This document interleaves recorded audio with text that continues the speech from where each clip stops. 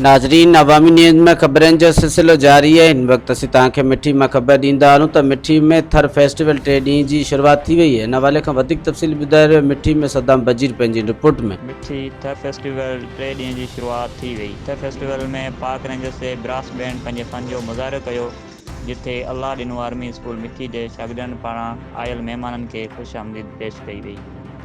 उन सां गॾोगॾु मुख़्तलिफ़ स्कूलनि जे शागिर्दनि, फ़नकारनि, मल्ल पहलवाननि समेत नौजवाननि 3 ॾींहनि दौरान हलंदड़ फेस्टिवल में हिसो वठी पंहिंजे फ़न जो मुज़ाहिरो कयो।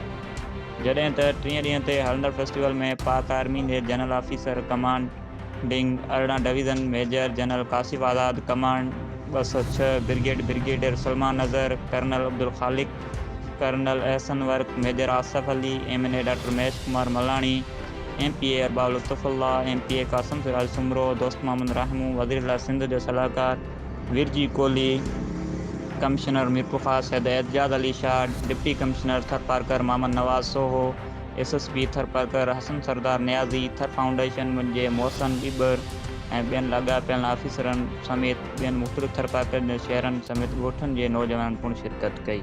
रिपोर्ट सदाम बजीर, अवामी न्यूज़ HD, मिठी थर पार्कर। मज़ीद खबरों और तफसीलात के लिए विजिट करें हमारी वेबसाइट www.awamiNewsHD.com।